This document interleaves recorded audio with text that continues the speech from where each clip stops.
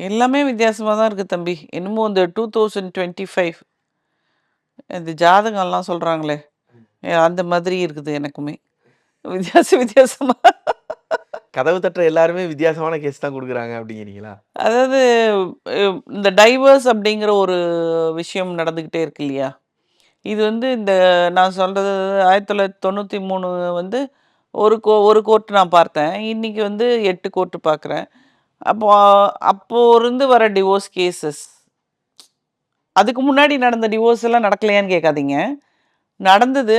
ஆனா வந்து என்னன்னா, அவங்க வந்து அவங்க தாத்தா, பாட்டி கண்ட்ரோல்லயே வளர்ந்து, அந்த குழந்தைங்களுக்கு கல்யாண பருவம் வரும்போது அவங்களே கல்யாணம் பண்ணி வச்சுருவாங்க. பட் இப்ப என்ன ஆகுதுன்னா, எவ்ரிபடி இஸ் இண்டிபெண்டன்ட். இந்த 93க்கு அப்புறமேல் நடந்த கேஸஸே நான் சொல்றேன். இன்னைக்கு வந்து இன்னைக்கு 30 வருஷம் ஆயிடுச்சு இல்லைங்களா? ஒரு அந்த அந்த ஒரு 98, 99 வரைக்குமே வந்து அந்த ஒரு தாத்தா, பாட்டியின் ஆறுதலோட, சப்போர்ட்டோட இருக்கக்கூடிய பிள்ளைகள் வேறு. அதுக்கப்புறம் வந்து தனியா வந்துடுறாங்க. நான், என்னுடைய குழந்தை அப்படிங்கிற மாரி வெளிய வந்துடுறாங்க. இப்ப அந்த குழந்தைகளுக்கு வந்து அ அம்மாவை விட்டா வேற யாரும் கிடையாது. பட் இருப்பாங்க.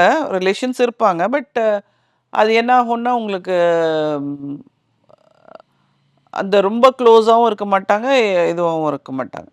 அப்படி இருக்கும்போது, அ அதுலேருந்து தான் எனக்கு ஒரு கேஸ் வருது.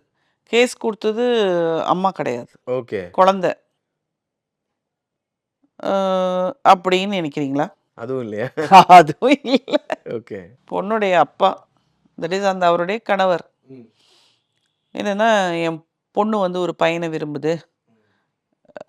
ஆரம்பத்தில வந்து டிவோர்ஸ்ன்லாம் சொல்ல என் பொண்ணு ஒரு பையன விரும்புது. அ அந்த பையன் நல்ல பையனான்னு பார்த்துட்டு நான் கல்யாணம் பண்ணி வைக்கணும் அப்படின்னு சொல்லி தான் நோட்டு குடுத்தாரு. இப்ப நம்ம எல்லாம் பார்த்துட்டு, அந்த பையன் வந்து வேலையில இல்ல, அவனுக்கு சம்பளம் இல்ல அப்படிங்கிறதெல்லாம் நம்ம கண்டுபிடிச்சுட்டோம். அப்போ அதெல்லாம் சொன்ன உடனே எப்படி நம்ம இது பண்றது? அப்ப என் ஒய்ஃப் எடுத்த முடிவு சரிதானே. உங்க ஒய்ஃப் எடுத்த முடிவு சரிதானா? என்ன சார் சொல்றீங்க? அப்படின்னு. ஆமாங்க. நாங்க 2 பேரும் டைவர்ஸ் ஆயிடுச்சு. ஆ இப்ப என் பொண்ணு வந்து படிச்சு அவ ஐடில வேலைக்கு போய்க்கிட்டு இருக்கிறா. ஆ என் பொண்ணு வந்து லவ் பண்ண பையன என் ஒய்ஃப் கல்யாணம் பண்ணி வைக்க மாட்டேன்றாங்கன்ட்டு என் பொண்ணு என்கிட்ட வந்துட்டான்னு. அப்ப நீங்க பேச்சுவார்த்தையில இருந்தீங்களா சார்? அப்படின்னு. இல்ல நாங்க டைவர்ஸ் ஆனதும் பேசவே இல்ல. உங்க பொண்ணு அதுவும் பேசவே இல்ல. இப்ப எப்படி வந்துச்சு? எப்படியோ கண்டுபிடிச்சு என்கிட்ட வந்துடுச்சு.